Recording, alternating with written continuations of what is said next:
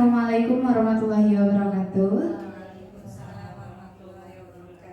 Alhamdulillahirrabbilalamin. Puji syukur kehadirat Allah Subhanahu wa Ta'ala, karena atas ridhonya kita semua bisa berkumpul di ruangan ini dengan keadaan sehat walafiat. Nah, baik rekan-rekan semua, sebelum memulai kegiatan hari ini, mari kita ucapkan basmalah bersama-sama. Bismillahirrahmanirrahim. Baik, sebelum melanjutkan acara selanjutnya, saya akan membacakan susunan acara terlebih dahulu. Yang pertama itu pembukaan, yang kedua sambutan, yang ketiganya pembacaan doa, yang keempatnya acara inti, dan yang kelimanya penutup.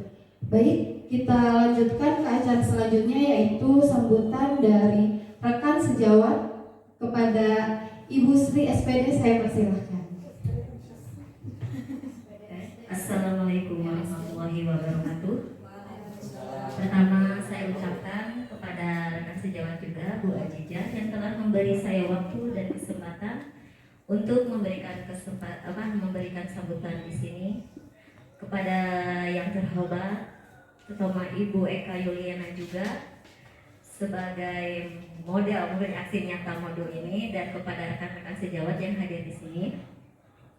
Alhamdulillah wa syukurillah, ya, kita patut bersyukur kehadiran Subhanahu wa Ta'ala karena sampai hari ini kita masih diberi nikmat sehat jasmani dan rohani, sehingga kita bisa beraktivitas seperti biasanya dan melaksanakan tugas-tugas rutinitas kita.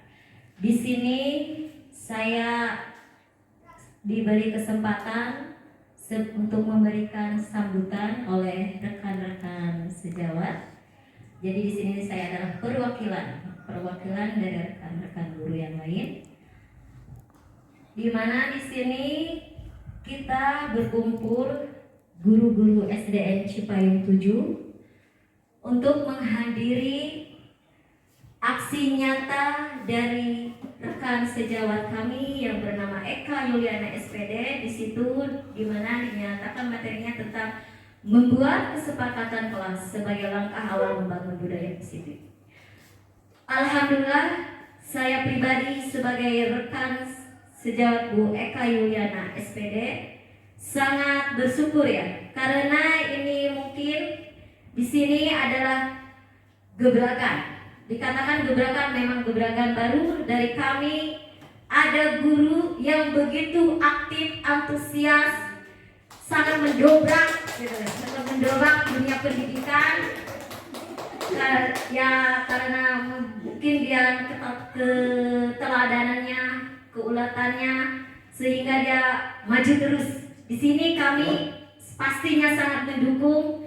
Yang nanti dia akan dapatkan dari ilmunya, dari pengalaman yang alhamdulillah pasti akan berguna positif bagi kami. Dan semoga setelah aksi nyata ini yang akan dilakukan oleh Bu Eka Yuliana akan menghasilkan energi positif bagi kita semua. Dan semoga rekan-rekan yang lainnya bisa menyusul mengikuti jejak beliau.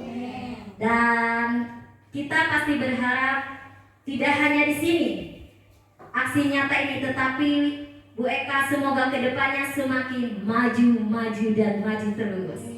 Karena pendidikan tidak hanya di sini. Semakin tahun semakin maju, dunia pendidik pun harus semakin maju. Karena era globalisasi itu yang memang sangat menantang dunia pendidikan, kita pun harus bisa mengikuti arus itu, dan sehingga kita pun tidak tertinggal. Karena anak-anak sekarang sangat pintar teknologi. Untuk itu kita harus bisa mengimbangi. Hanya itu saja yang saya mau sampaikan. Untuk selebihnya mohon maaf bila masih ada kekurangan dari saya. Terima kasih atas waktu dan kesempatannya. Wassalamualaikum warahmatullahi wabarakatuh. Pada Ibu Dewi Sri yang sudah menyampaikan sambutannya. Lalu acara selanjutnya yaitu pembacaan doa yang akan dibacakan oleh Pak Hendra. Kepada Pak Hendra saya bersilakan. Assalamualaikum warahmatullahi wabarakatuh. Mohon izin semuanya. Bismillahirrahmanirrahim. Allahumma shalli ala sayyidina Muhammad wa ala ali sayyidina Muhammad. Ya Allah, ya Tuhan kami, berilah kami kepada kelancaran kepada acara ini ya Allah. Ya Allah ya Tuhan, berilah kewenangan yang baik, berilah kepada kami suri tauladan yang baik ya Allah. Rabbana atina fid dunya hasanah wa fil akhirati hasanah wa qina adzabannar. Subhana rabbika rabbil izzati amma yasifun wa salamun alal mursalin walhamdulillahi rabbil alamin. Al-Fatihah. A'udzu billahi minasyaitonir rajim. Bismillahirrahmanirrahim. Alhamdulillahirabbil alamin arrahmanir rahim maliki yaumiddin. Iyyaka na'budu wa iyyaka nasta'in. Ihdinas siratal mustaqim. Shiratal ladzina an'amta 'alaihim ghairil maghdubi 'alaihim. Wassalamualaikum warahmatullahi wabarakatuh. Baik, terima kasih kepada Bapak Indra. Dilanjutkan acara inti yaitu penyampaian aksi nyata dari Bu Eka Yuliana SPD. Kepadanya saya persilahkan. Assalamualaikum warahmatullahi wabarakatuh. Yang terhormat Bapak Ibu Guru STN Cipayung 7, mohon izin pada hari ini saya akan melakukan aksi nyata yaitu dengan judul membuat kesepakatan kelas sebagai langkah awal membangun budaya positif. Tapi sebelumnya kita ice breaking dulu, berdiri dulu boleh nggak Bu? Ya, kayak gini. Kalau misalkan satu itu gini ya, satu. Kalau tambah gini. Kalau lagu satu tambah satu tahu ya, satu ditambah satu sama dengan dua. Oke, mulai ya. Satu ditambah satu sama dengan dua. Dua ditambah dua sama dengan empat lagi nih. Empat ditambah empat sama dengan delapan lagi. Delapan ditambah delapan sama dengan 16. Ya, silakan dulu kembali Bapak Ibu. Pada kali ini saya akan menyampaikan beberapa sedikitnya gambaran lah tentang apa itu paradigma belajar, apa itu disiplin positif, apa itu motivasi perilaku manusia. Kalau yang ini udah nggak asing ya, kebutuhan dasar kita kemarin sudah. Lalu posisi kontrol dan restitusi, lalu keyakinan kelas dan segitiga restitusi gitu. Nah, peta konsepnya itu seperti ini. Jadi di sini saya membuat peta konsep supaya apa sih kaitannya antar kesemuanya. Nah, ternyata semua itu saling berkaitan. Dari paradigma belajar, paradigma itu cara berpikir tentang belajar. Lalu turun ke disiplin positif yang akan dibangun di sekolah. Kemudian apa motivasi perilaku manusia, kebutuhan dasar manusia. Lalu nanti kita buat yang ini ya, yang keyakinan kelas. Lalu posisi kontrol kita sebagai guru itu ada di mana, dan restitusi. Nah, untuk menyelesaikan masalah menggunakan pendekatan segitiga restitusi. Tapi dalam semua ini itu kita juga memikirkan motivasi perilaku, kebutuhan dasar, dan juga patokannya kita memiliki keyakinan kelas itu sebagai dasarnya. Nah, sebelum masuk ke materi, saya ingin menggali dulu pengetahuan awal Bapak Ibu tentang apa sih pengertian disiplin, belajar, sama kontrol dan nilai-nilai kebajikan yang menurut Bapak Ibu tahu gitu ya. Nah, ini saya bagikan dulu ya sebentar. Baik, Bapak Ibu udah selesai? Ya. Terima kasih sudah menjawab. Kita lihat satu persatu ya jawaban dari Bapak Ibu. Jadi menurut Bapak Ibu apa yang dimaksud dengan disiplin? Menurut Bu Dewi, disiplin yaitu tata letak dasar untuk mengatur, mengarahkan, membimbing agar semua pola hidup teratur secara runtut gitu. Lalu menurut Bu Nur Adijah, menurut saya disiplin adalah ketaatan atau kepatuhan terhadap peraturan atau tata tertib. Ya. Lalu ada juga bagus yang ya koreksi komen.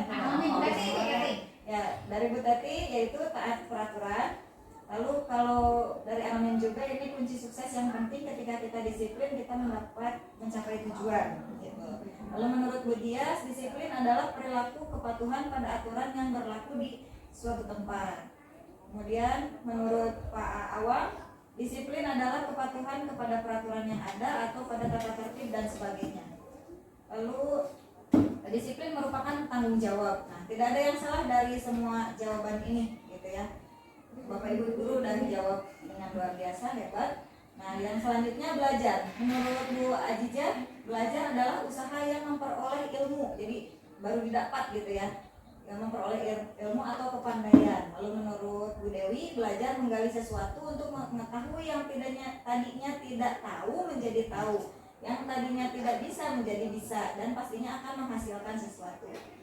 Lalu belajar adalah kunci kesuksesan hidup, dan belajar adalah merupakan aktivitas vital dalam kehidupan ini. Jangan menyesali setiap detik yang kita gunakan untuk belajar. Nah, menurut Bu Santi, belajar adalah proses yang harus dilalui sampai menemukan kepahaman tentang suatu hal.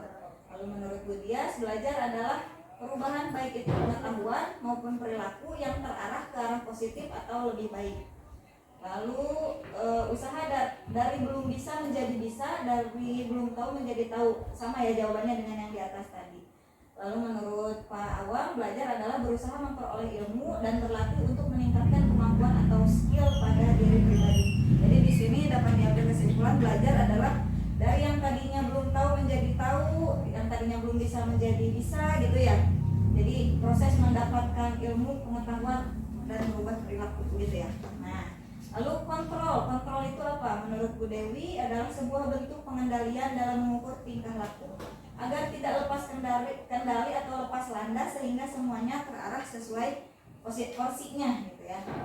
Nah, lalu suatu aksi untuk menjaga kondisi yang diinginkan pada suatu sistem fisik melalui pengaturan variabel tertentu. Oke. Lalu kontrol yaitu kendali ya, kayak kita lagi bawa ini ya, mobil ya, mau dikemanakan, mau maju terus, belok kiri, belok kanan gitu ya. Nah gitu. Benar. Lalu menurut Bu Santi, pengawasan terhadap suatu proses yang dilakukan untuk mencapai tujuan yang diinginkan. Usaha atau pengawasan supaya tetap dalam jalur yang disepakati di awal. Berarti ada suatu hal yang disepakati ya ketika melakukan kontrol, ya kan? Lalu kontrol adalah suatu aksi untuk menjaga kondisi yang diinginkan pada suatu sistem. Aksi ya pelaksanaan gitu dalam suatu kondisi gitu ya. Nah, itu semua sama, tidak ada yang salah dalam semua jawaban-jawaban ini. Nah, terus menurut Bapak Ibu, apa itu nilai-nilai kebajikan? Menurut Bu Dewi, kebajikan adalah sesuatu yang mengandung nilai kebajikan dan kebijakan dan kebijaksanaan yang bisa menyeimbangkan suatu kondisi tanpa terpengaruh status apapun. Nah, setuju. Jadi kalau sudah kuat ya kan tidak terpengaruh begitu ya. Lalu menurut Bu Santi, kebajikan adalah sesuatu perbuatan yang bernilai positif untuk diri sendiri dan orang lain.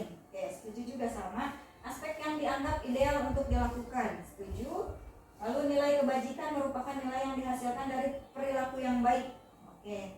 Nah, menurut Pak Awang, keadilan, keselamatan, tanggung jawab, kejujuran, rasa syukur, berprinsip, integritas, kasih sayang, rajin ya. Betul, tapi ini menurut Pak Awang ini adalah nilai-nilai kebajikan yang akan kita bahas di depan nanti gitu ya.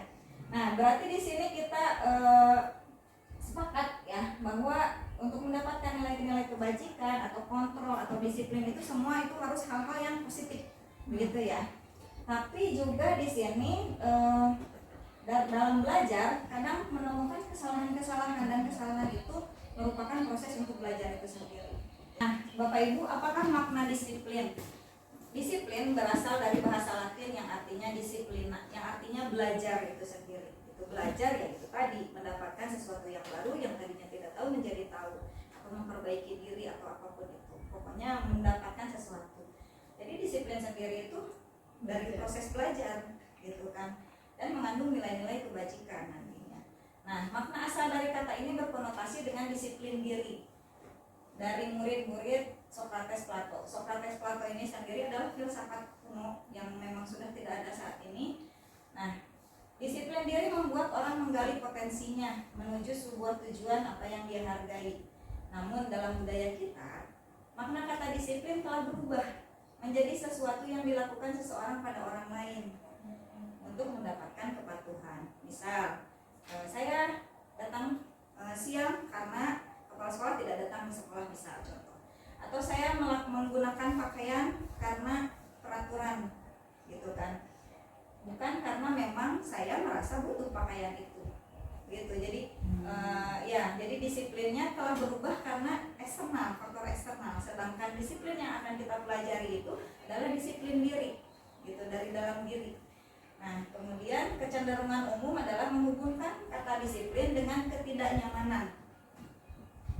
Ikut upacara misalkan, kenapa ikut upacara? Karena tidak nyaman gitu kan kalau tidak ikut, jadi ikut aja gitu.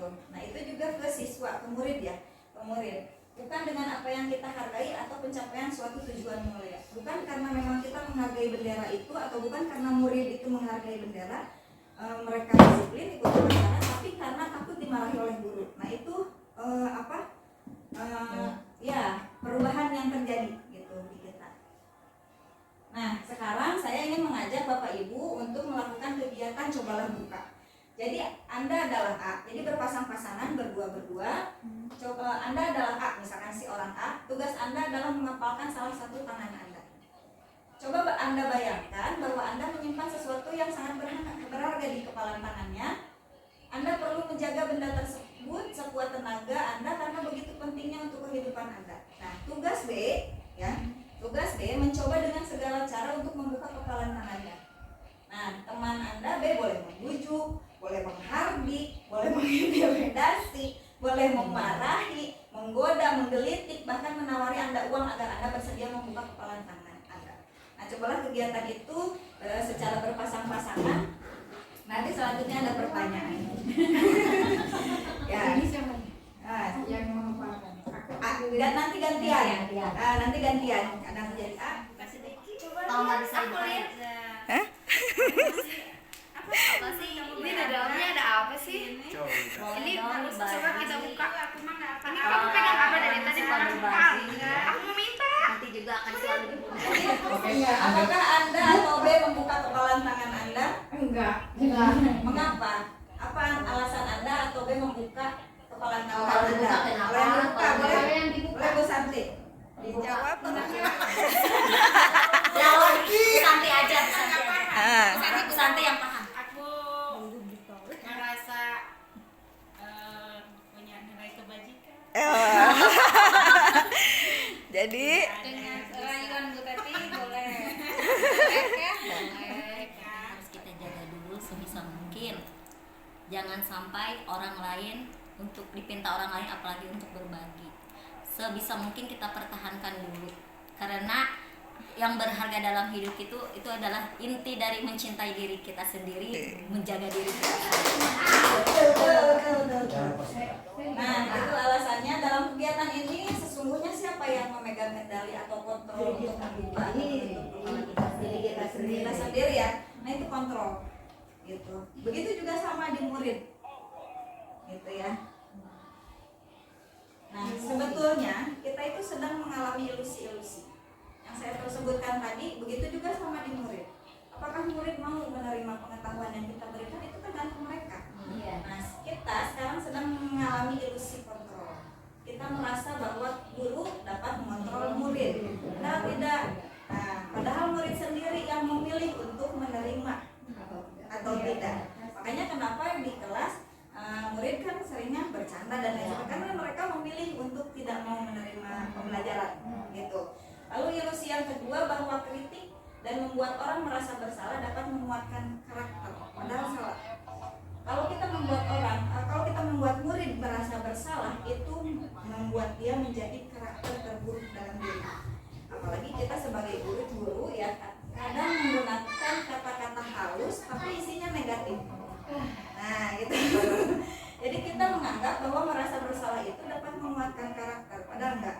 Nah, di situ itu nantinya juga akan seperti ini nih, permusuhan ya. Lalu ilusi bahwa semua penguatan positif efektif dapat bermanfaat. Misalkan kamu itu harus jadi anak baik dan lain-lain, pokoknya penguatan lah positif. Tapi itu tuh justru membuat mereka ketergantungan pada pendapat guru gitu. Jadi mereka misal kalau kelas Budias itu siswanya hanya akan nurut sama Budias aja, tidak akan nurut kalau misalkan Budias nggak masuk atau Budias nggak ada atau izin, mereka tetap aja begitu. Nah, itu. Lalu yang selanjutnya ilusi bahwa orang dewasa memiliki hak untuk memaksa. Kita sebagai orang dewasa merasa bahwa kita ini memiliki tanggung jawab kepada murid. Padahal tidak sebetulnya. Muridlah yang memiliki tanggung jawab terhadap dirinya sendiri. Nah, karena kita memiliki hak, merasa memiliki hak untuk memaksa, jadi kita memaksa mereka, tapi akhirnya yaitu permusuhan antara kita dengan murid. Begitu. Jadi itu sebetulnya ilusi-ilusi. Lalu apa sih paradigma belajar itu? Nah, kita ini seperti yang tadi kita lihat di kegiatan OIS, duduk yang rapi, yes, up, siap. Nah, itu stimulus respon. Jadi kita merintah jawabannya B, kita merintah A jawabannya A, kita merintah B jawabannya B, C, C. Nah, itu pendidikan yang memang sudah sering dilakukan oleh kita sehari-hari. Dan stimulus respon itu ada yang tidak ditinggalkan juga, seperti berdoa gitu. Nah, perbedaan stimulus respon atau perubahan pola berpikir dalam belajar antara stimulus respon dan teori kontrol itu yang pertama, kebutuhan, realitas kebutuhan kita sama. Kalau stimulus respon kita berpikir kebutuhan kita sama, tapi kalau menurut teori kontrol realitas atau kebutuhan kita berbeda. Jadi setiap manusia memiliki kebutuhan yang berbeda-beda. Lalu yang kedua, semua orang melihat hal yang sama. Jadi kita berpikir bahwa semua cara pandang kita sama, padahal enggak, setiap orang memiliki gambaran yang berbeda gitu. Lalu kita mencoba mengubah orang agar berpandangan sama dengan kita. Jadi kita ngajak, ayo deh cara berpikir ini yang benar gitu kan. Tapi ternyata kalau teori kontrol kita berusaha, karena kan kontrol itu sendiri di manusia itu sendiri kan. Nah, kita berusaha memahami pandangan orang lain tentang dunia. Jadi kita berusaha mengajak murid untuk berpandangan lain gitu kan tentang dunia. Lalu perilaku buruk dilihat sebagai suatu kesalahan. Kalau di teori kontrol semua perilaku memiliki tujuan. Ada yang kebutuhan dasar tadi, apa mungkin si anak itu butuh kasih sayang, apa si anak itu butuh penguasaan gitu kan, atau mungkin ingin kebutuhan dasar apa yang belum dia miliki gitu. Jadi tujuannya kemana si anak itu gitu. Nah, orang lain bisa mengontrol saya kalau pemikiran stimulus respon. Kalau teori kontrol yang tadi itu hanya Anda yang bisa mengontrol diri Anda sendiri. Kemudian saya bisa mengontrol orang lain, kebalikannya ya. Tapi ternyata Anda tidak bisa mengontrol orang lain. Gitu. Kemudian pemaksaan ada pada saat bujukan gagal. Jadi kalau bujukannya udah gagal, dihardik lah diambil. Tapi kalau teori kontrol bukan. Tapi kolaborasi dan konsensus menciptakan pilihan-pilihan baru. Ya udah, kalau misalkan nggak bisa gitu, maunya gimana? Gitu. Baiknya kayak gimana? Gitu, kolaborasi. Lalu model berpikir menang kalah kalau stimulus respon. Pokoknya ada yang menang, ada yang kalah gitu kan.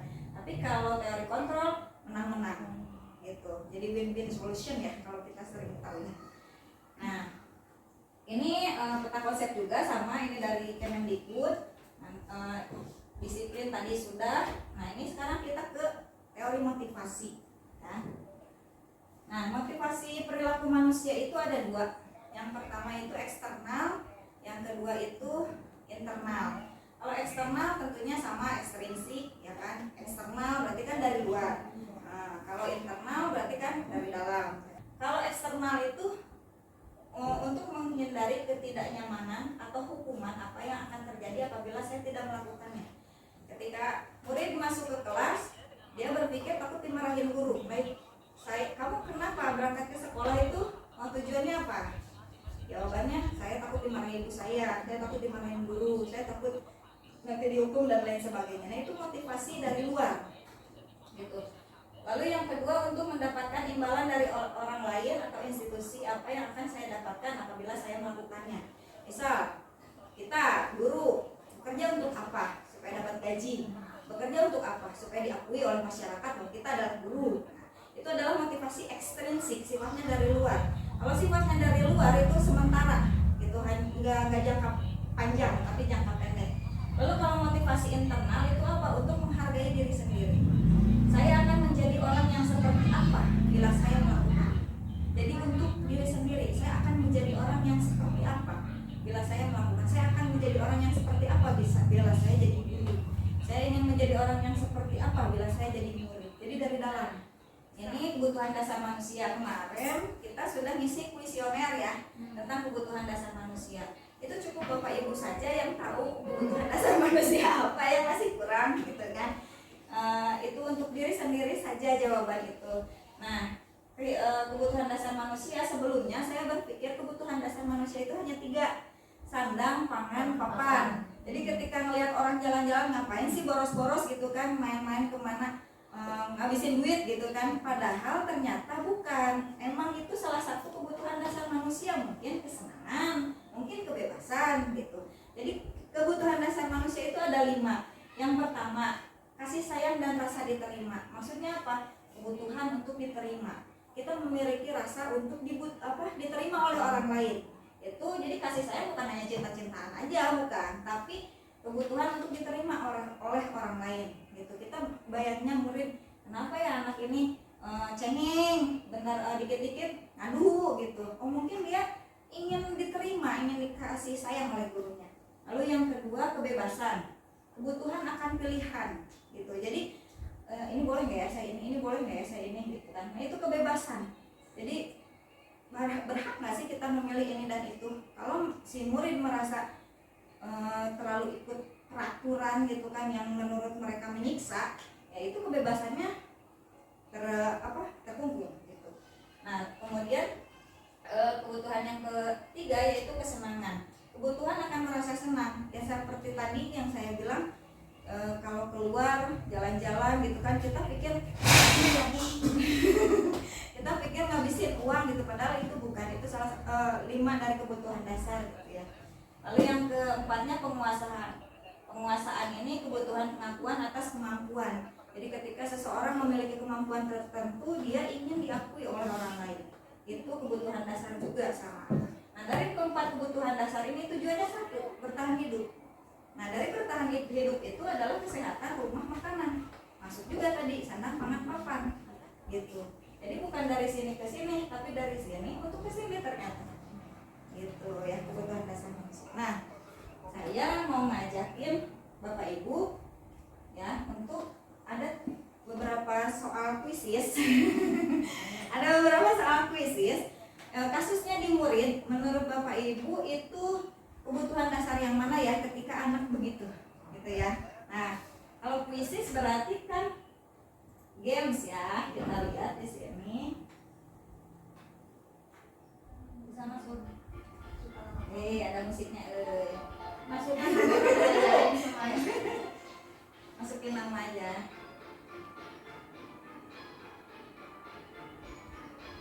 Mulai gitu. Mana Bu Dia sudah masuk, Bu Nur Aziza udah masuk, Bu Dewi Sri, Bu Betty udah, Dia, Awang, Bu Santi udah masuk. Terus ini pasangan tujuan. Nah, Bapak Ibu, ya, Bapak Ibu, kuisis ini bukan untuk mengetes kita, ya, bukan. Tapi ini untuk lebih kita butuh nggak sih materi ini gitu ya ke depannya. Nah, kita mulai ya. Oke, kita mulai ya. Ini mau dimulai. Ya, nanti kelihatan di sini siapa yang kesatu kedua.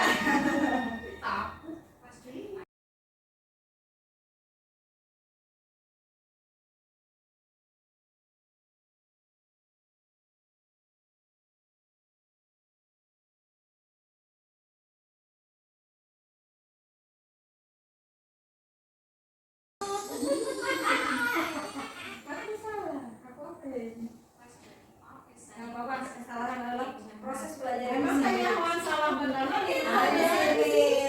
Bu Santi baru benar 1. Oh gitu. Nanti lagi 1. Nanti ada yang kedua.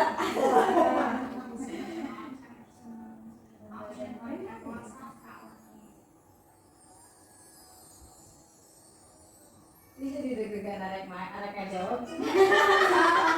Yang salah. Gak apa-apa.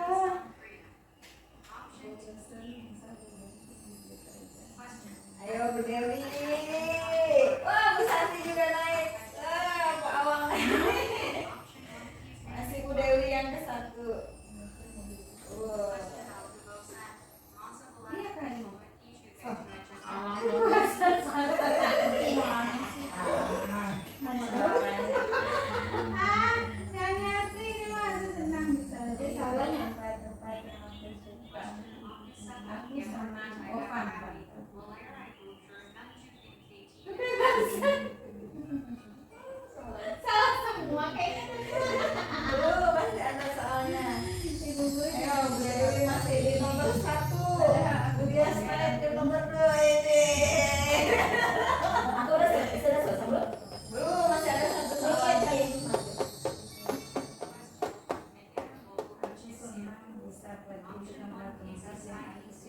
jadi galau antara kesenangan sama kebebasan. Lari-lari deh ya. Tapi kebebasan Udah itu selesai. biasanya ada pilihan kan. salah salah. salah sih. Bisa. Udah setelah ini udah selesai. Dia udah habis. Salah. Belum baca ke sini. Oh, udah selesai ya. Sedap. Ngurus aja Om Biji. Udah selesai nih. Bu Dewi udah. Kok bisa disalib ya? Iya, Bisa jalan-jalan naik Bisa, mobil. salah deui. Kamu salah. Bisa jalan-jalan naik mobil sama temanku. Biar Aku udah selesai ya. Udah selesai. Satu.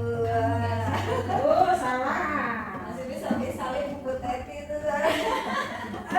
Bisa. Oh, yang belum bisa nyalip. Aku udah nggak bisa balik. Aja ya masih. udah. Oh, udah selesai. Udah habis. Oh, kesenangan. Oh, saya semua. Mau lagi? Mau lagi Cina. Ada lagi nggak? Ya istilah itu tuh bisa diperbaiki. Tadi pas berbagi lupa. Oh, jadi sama. Oh, Iya, benar. Nggak diinget ya jawabannya. Yang mana? Yang salah. Iya kenapa ya? Aku ikutan kesenangan. Iya, Iya, udah, yang ini kan tadi kesenangan ya udah yang ini. Nah, ingat ya sih ya. Lagi Yang pertanyaan. Ini kok beda banget ya? Paling bawah Deti. Sapi. Oh, bukti. Betul satu. Nggak tahu. Berarti betul dua. Salah terus. Nanti jangan ini. Udah, bosan saya sama belajarnya. Oh, satu lagi Santi. Saya salah. Ya, Aku bosan masa belajar. Santi dua lagi. Oh, Santi dua lagi. Ini Betul, salah Santi. ini. Kelihatannya di mana sih? Itu ini. Kalau Dari satu sekolah. lagi ini. Oh. Ini apa? Pilih dengan baik. Itu stikernya menurut Teti main game ini menyenangkan, sedih atau bikin stiker aja. Oh, kuliah kencang eta. Bisa dijauhkan. Wih, Bu Santi maju. Ayo, dia.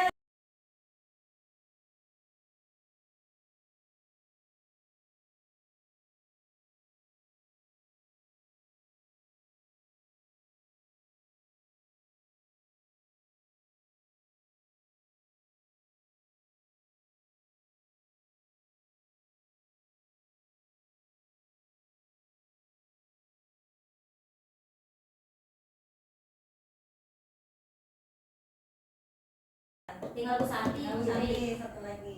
Bu Santi. Seru tau ya. Bu Santi.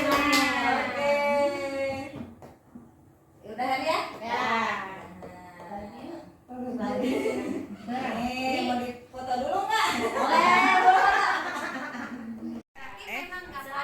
Nah, kalau kita sudah paham 5 kebutuhan dasar manusia, kalau kita sudah bisa memenuhi 5 kebutuhan dasar manusia sebagai guru, dan kita juga memahami 5 kebutuhan dasar murid kita, maka kehidupan yang berkualitas akan tercapai.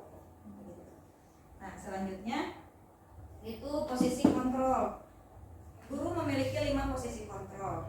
Nah, ketika belajar CGP saya juga banyak istighfar, banyak salah gitu ya.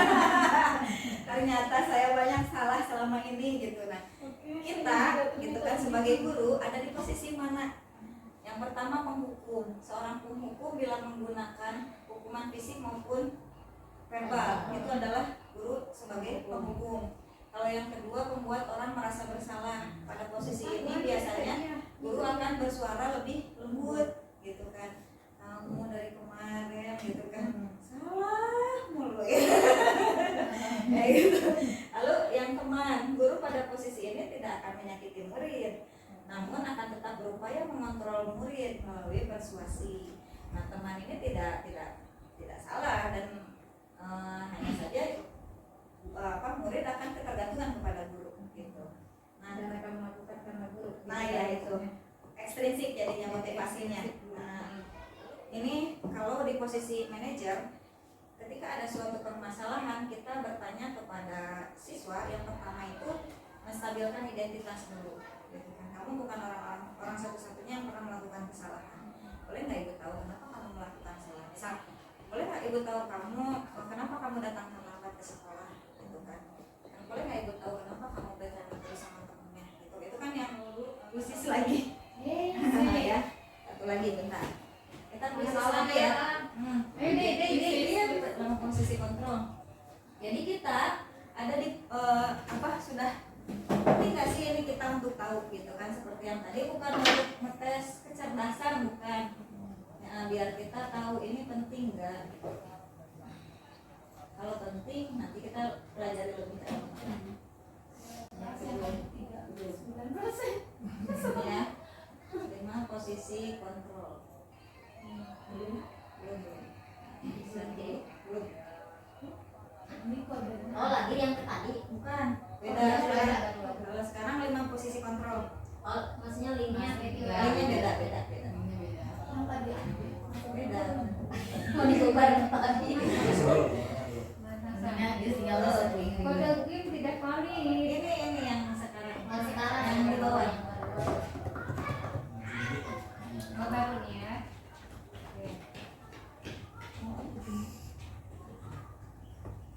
Di sini yang di sana mau pada ikutan.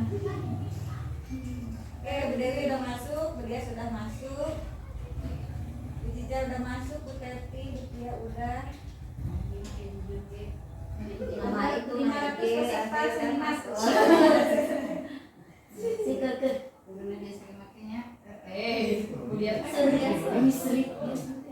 Bu Dewi udah, satu lagi Pak Awan. Namanya Awang. si cantik yang ngobrol sama dulu panjang pokoknya ya. Weh, Ale. Ya, Siap mulai, siap. Siap. Mulai ya. Mulai. Mulai nih baru dipencet. Siap, Bro. Aduh, jadi gagal makan. Posisi kontrol.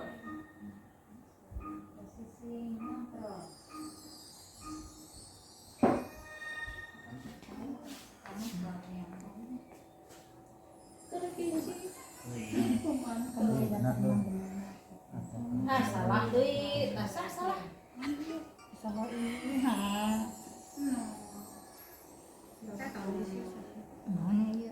Awang naik, Bu Dewi masih tetap yang pertama.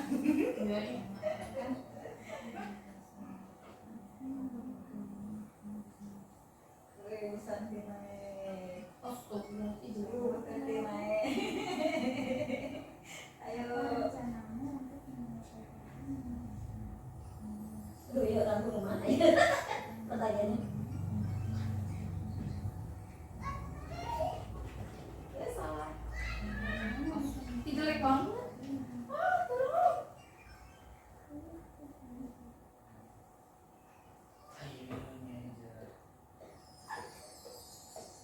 Wow, Bu Teti naik ke. Dia semua ngomongnya.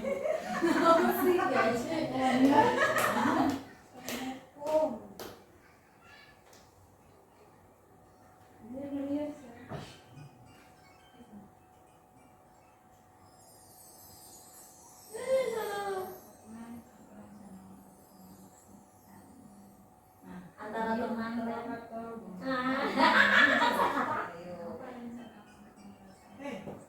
jelek banget. Jadi teman dengan etas, jawab pemantau sama jelek. Wow, Bu Dia. Wah. Pemantau dengan teman jelek atau Oh, karena Bu Dias ngejawab beberapa soal benar terus. Padahal kalau yang lebih banyak Pak Alex. Bener lagi. Aku kan belum selesai. Ayo duluan ya. Iya. ini gua aja mak gabung. Iya, kan di grup.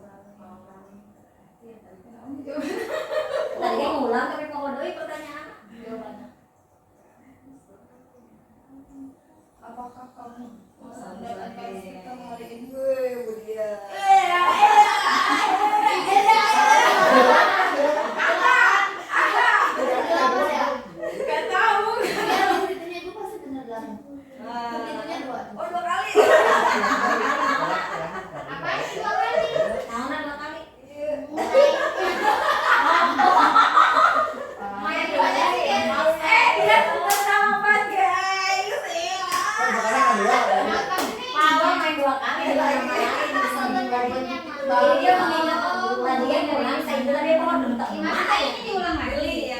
pilih salah satu aja mau Soal yang nomor 1 apa dua? Yang salah. dikasih kesempatan Oh, joki cobain lah, cobain ya. Iya. Mana kalah no kayaknya kumaha kok ngulang. Mungkin gua kita bikin deh. Bikin deh. Iya kan pertanyaannya sama, Bre. Puas. Begini, kompetitif. Hah? Beda ya? Tetap sama. Ini salah. Mau mendapatkan. Kan namanya. Nama ini Teman. salah nih. Teman. Salah. Teman. Memantau. Apaan? Stiker mah teman. Baik, santai nih kayak di buku. Apaan? Memantau. Satu tiga dua. Oke, Beda kalau Ya, anak-anak betul. nanti salah ya. Kenapa? Udah deh ya. Udah. Udah. Oke. Juara dulu. Sama dulu. Gaskin. Betul kan? Arek yang betul kan ya. Fotokeun. Fotokan ada buru, karena dia salah isi.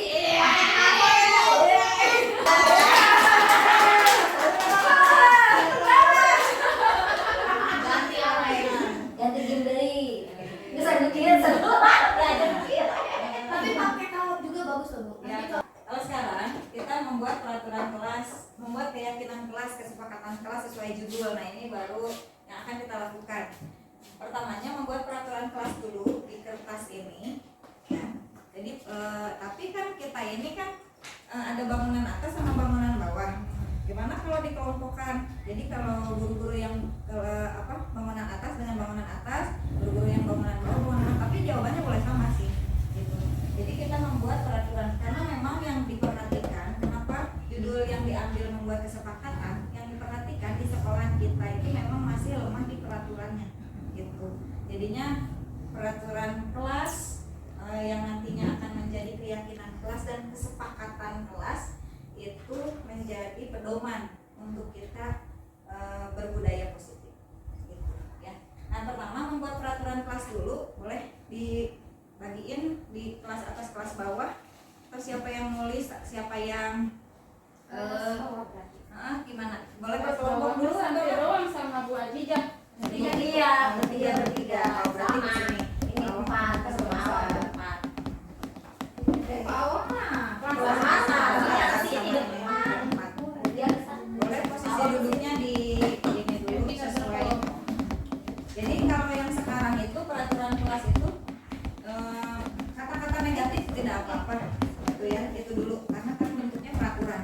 Jadi tidak boleh apa, tidak boleh apa, tidak boleh apa, tidak boleh apa, itu dulu ditulis, lalu yang nanti membuat tabel nampak dan tidak nampak. Tapi itu bikin itu dulu aja. Bapak dulu. Teman-teman, saya bagian tulis, kalian bagian mikir. Tidak bisa. Bapak, peraturan kelas. Tadi Bapak sudah menggunakan kata kepatuhan. Ayo, Bu. Tanggung jawab, disiplin, bahasa dalam mana muncul semua. Ayo Bapak Itu itu kelas ya kan? Kelas. Pertama, Baik guru atau murid apa? ayo satu. Ini kelas. Guru kelas, murid Datang tepat waktu sudah itu. Ya gitu, datang tepat waktu. Datang tepat waktu 1. Ini tuh peraturan horor. Kalau tadi mah. Iya.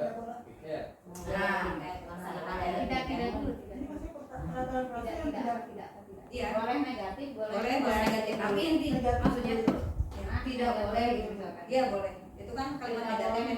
Atau pertamanya Harus kalimat negatif atau positif. atau harus kalimat negatif atau boleh negatif positif Boleh terserah. negatif positif terserah. Nah, melaksanakan piket berarti ya.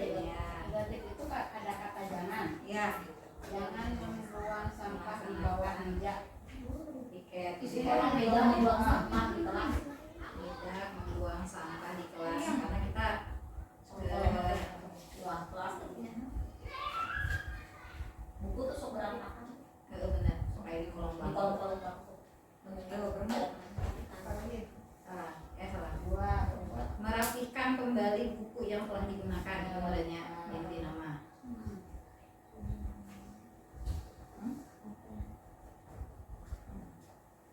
Kalau untuk seragam ke sekolah apakah kelas? Melaksanakan baris per baris Kadang kali selama pas karena pagi siang teh jadi garis mengerjakan dengan PR Atribut lain sekolah maksudnya itu termasuk apa saja? kayak topi kan ada mainan, ada kalung, anting gitu, memakai kalung, gelangnya. Jaket. Sana lomba kan sekarang.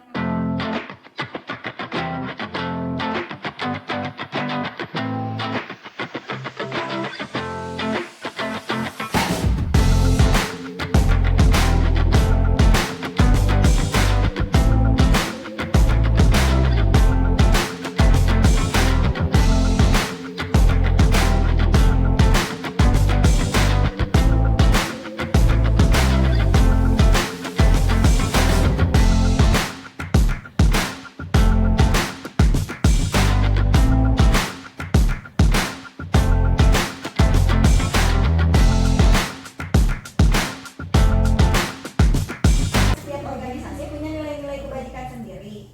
Seperti profil pelajar Pancasila yang sekarang oleh Kemendikbud sedang digaungkan, itu ada 5 nilai kebajikannya. Terus ada yang PYP itu ya, ada banyak. Nah dari sini semua itu dirangkum jadi ini nilai kebajikan teh. Gitu bisa sih langsung ke sini. Jadi dari kalimat negatif itu dirubah menjadi keyakinan kelas yang mengandung nilai kebajikan. Misal tidak datang tidak boleh datang terlambat, datang tepat waktu, dalam kurung disiplin. Nah misalkan Tanggung jawab bukan? bisa tanggung jawab juga gitu. Nah, positif terus ada mengandung nilai kebajikan gitu ya. Ya udah kok ini mau di sini kertas baru atau di sebelah kanan ya? Sebelah kanannya siapa dia mau di belakangnya aja.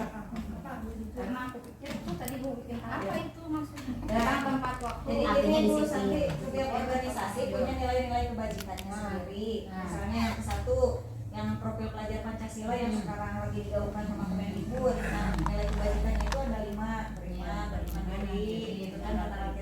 Nah kan mereka sedikit bilang K5 ya. Nah iya kalimat teh iya. Ini kalimat teh yang ke-1 beriman bertakwa kepada Tuhan Yang Maha Esa dan berakhlak mulia. Yang kedua mandiri, yang ketiga bernalar kritis, yang keempat berkebinekaan global teh beda-beda gitulah manusia teh. Kita dari suku yang berbeda-beda. Terus bergotong royong ya itu kolaborasi. Terus kreatif, nah ini P5 teh. Ini gitu. Nah, terus ini juga ada dari organisasi ibu inilah ya, PYT itu nilai-nilai kebajikan yang mereka percayai. Terus ada lagi ini 9 pilar karakter ya. Terus ini Indonesia Heritage Foundation. Nah ini nilai-nilai kebajikan menurut organisasi itu. Terus petunjuk seumur hidup dan keterampilan hidup atau lifelong learningness and life skill ya, keterampilan ini nilai-nilai kebajikan. Kalau mau nilai-nilai kebajikan ini dipakai di peraturan kelas apa-apa gitu kan. Tapi nah ini juga the 7 essential virtues, ini tadi ya nilai kebajikan juga sama. Nah ini the virtual project atau proyek nilai-nilai kebajikan, jadi dari semuanya dirangkum ke sini. Jadi terserah mau pakai yang ini satu atau pakai yang di setiap organisasi Yang tadi dirangkum aja. yang ini aja ya. Iya, Nah, udah jadi rangkuman kan? jadi dari peraturan kelas yang tadi yang masih ada nilai kalimat negatifnya dirubah ke kalimat positif, ditambahin itu apa nilai kebajikan di dalam itu apa gitu. Contoh misalkan Tuh kebersihan tuh kan? datang kita menjaga kebersihan, misalkan berarti nilai kebajikannya selain kebersihan juga ada Disiplin. kesehatan. Ya kan? Ya. Ada kesehatan. Nah, itu. Terus tanggung jawab terhadap diri sendiri gitu kan.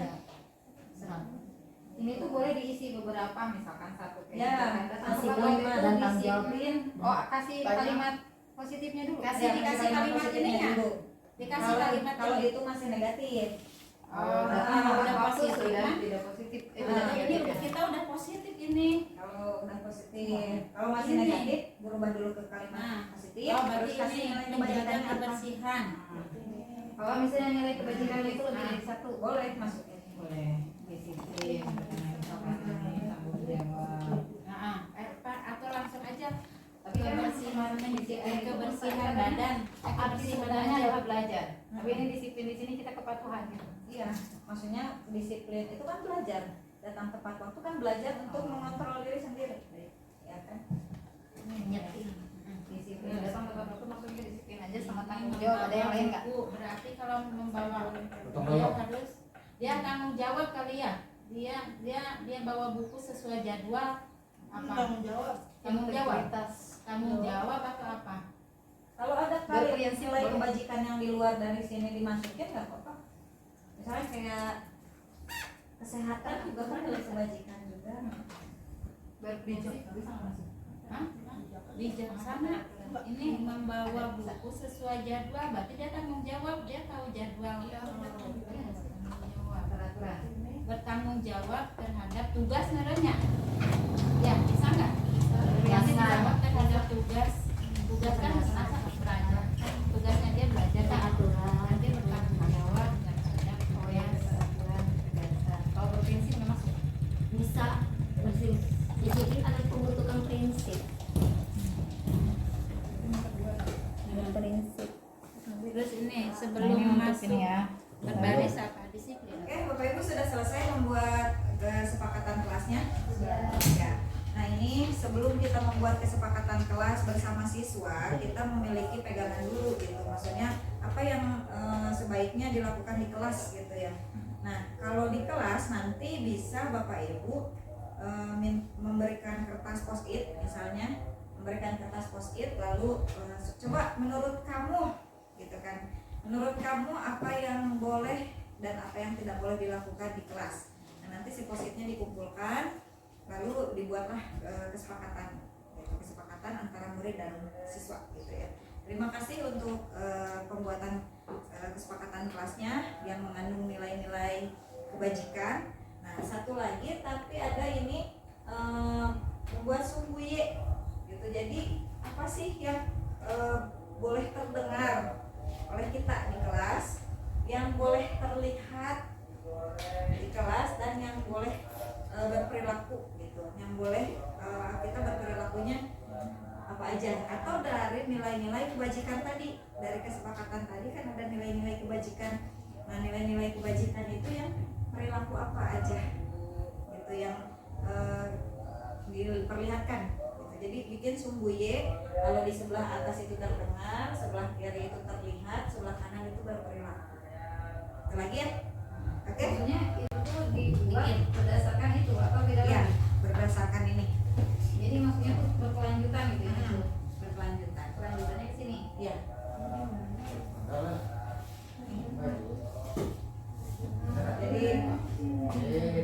Jadi peraturan ini mana yang terlihat, mana yang terdengar, mana yang berperilaku, misalkan. Iya.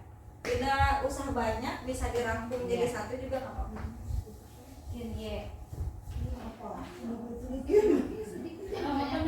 Iya, nggak usah banyak-banyak. Tapi aku masih Ayo. Baik, Bapak Ibu udah selesai membuat sumbuye-nya? Berarti hari ini kita sudah mendapatkan kesepakatan kelas, keyakinan kelas juga, lalu sumbuye juga sudah ada ya. Mulai dari kelas rendah juga kelas atas. Nah, Bapak Ibu, sekian pemaparan hari ini, pemaparan dari saya hari ini. Saya berharap Bapak Ibu ada yang bisa menyampaikan refleksi tentang kegiatan hari ini. Siapa yang bersedia? Oke, silakan Bu Dias. Baik, menurut saya setelah berdasarkan pemaparan yang sudah disampaikan oleh PK tadi, berarti kita siswa dengan bermuara ujungnya pada nilai-nilai kebajikan yang tadi sudah kita rumuskan. Jadi memang ternyata kalau misalnya kesepakatan muncul dari keinginan dari siswa. Kalau peraturan kan keinginan kita, tapi kalau kesepakatan nanti akhirnya adalah jadi keinginan siswa yang mudah-mudahan hasilnya akan menjadi lebih baik. Ya.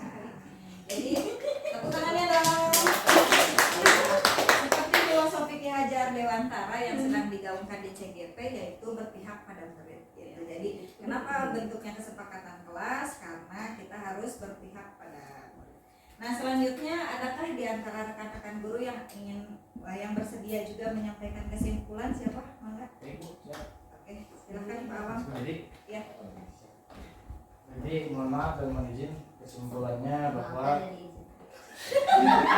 nilai-nilai kebajikan itu sangat penting dimiliki, menghasilkan murid yang berkualitas. Jadi tidak hanya kuantitas, namun kualitasnya juga harus ditingkatkan. Apalagi dari zaman sekarang untuk siswa banyak sekali memang pergaulan yang tidak semestinya berkualitas dan mungkin bermanfaat juga untuk kita sebagai manusia. Ya, Pak Yonas dan Pak Mulinas, jadi sebaik-baik manusia adalah yang bermanfaat bagi orang lain. Mungkin cukup sekian, terima kasih. Ya, Baik, terima kasih Pak Awang. Jadi nilai-nilai kebajikan sendiri juga sangat bukan dulu buat Pak Awang. Ya, baik, terima kasih Pak Awang. Jadi nilai-nilai kebajikan juga merujuk ke agama ya, ke keimanan juga, karena kita harus menjadi orang yang paling bermanfaat gitu. Dan dari nilai-nilai kebajikan ini adalah pusat kita sebetulnya. Jadi supaya gimana sih si murid itu biar dia memang dengan sadar melaksanakan disiplin. Jadi disiplin itu berasal dari dalam diri mereka sendiri gitu, dengan adanya nilai-nilai kebajikan itu yang mereka. Jadi saya berangkat ke sekolah karena saya orang yang bertanggung jawab. Saya berangkat ke sekolah karena memang saya menyukai pelajaran ini. Saya berangkat ke sekolah karena memang saya ingin menjadi orang yang lebih baik lagi. Begitu. Nah, mudah-mudahan motivasi intrinsik itu dapat kita bangun di mereka melalui pedoman ini, yaitu kesepakatan kelas yang kita pegang. Ketika mereka melenceng dari jalurnya, kita bisa kembalikan lagi gitu. Atau kalau di CGP ini itu kita ibaratkan murid itu seperti benih jagung. Jadi ketika benih jagungnya itu tidak ada namanya benih jagung yang berkualitas atau tidak, enggak. Tapi semua benih jagung itu sama. Nah, kita ini ladang gitu. Kita ini adalah perkebunan, kita ini tanah. Nah, si biji jagungnya ini, benih jagungnya itu gimana caranya sama kita supaya si benih jagung itu baru menghasilkan yang berkualitas. Tidak mau tahu kita asalnya dari mana gitu kan, atau berasal dari mana, berkualitas atau tidaknya itu tidak mempengaruhi perkembangan mereka. Tapi ketika benih jagung itu kita beri pupuk, ketika ada rumput-rumput liar kita bersihkan, nanti baru akan berkualitas, gitu, tumbuh dengan baik. Jadi di CGP ini kita menganggap atau kita ibaratkan murid itu seperti benih jagung tadi. Nah, kita hanya mempunyai ladang, kita hanya bisa memberi pupuk, kita hanya bisa membuang rumput-rumput liar tadi. Kita tidak bisa merubah benih jagung itu tersebut menjadi pohon rambutan, itu nggak bisa. Jadi berkembanglah sesuai dengan bibitnya. Gitu. Sekian dari saya. Terima kasih Bapak Ibu guru hebat. Assalamualaikum warahmatullahi wabarakatuh. Kembalikan lagi.